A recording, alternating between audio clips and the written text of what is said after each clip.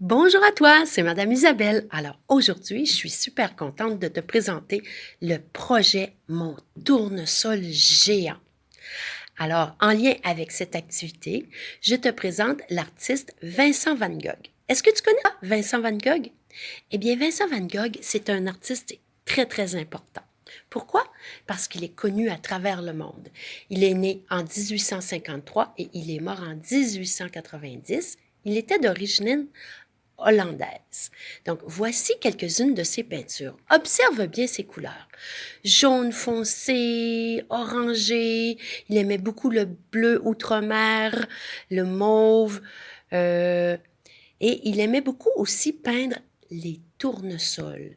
Donc, les tournesols, regarde ses pétales, comment il les a dessinés, un petit peu foufou de tous les côtés. C'est pourquoi je t'ai mis des photos des tournesols de mon jardin.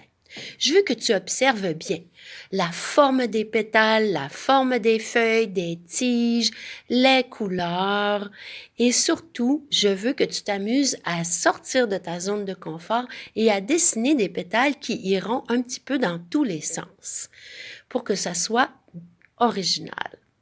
Ensuite, lorsque tu vas arriver au cœur de la fleur, observe bien les petits carreaux qu'il y a dans le milieu où seront les futures graines de tournesol en fait.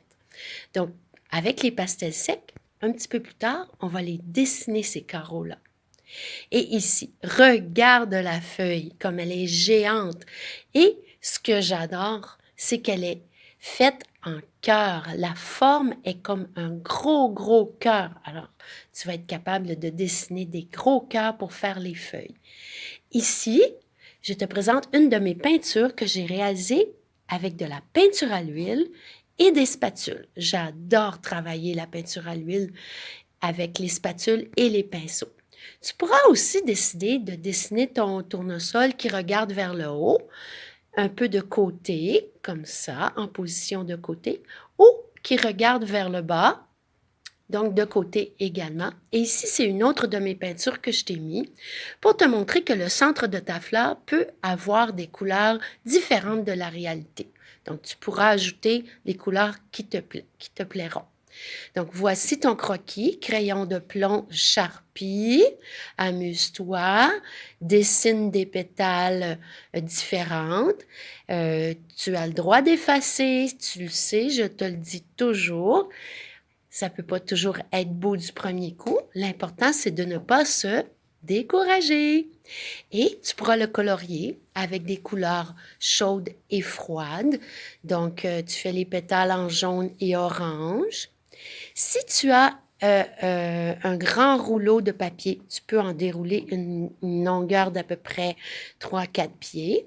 Sinon, tu peux tout simplement prendre une feuille 11 pouces par 17 pouces et reproduire ton croquis avec ton crayon de plomb sur ta grande feuille. Tu n'auras pas besoin de retracer au charpie cette fois-ci parce que ensuite, on va le peindre.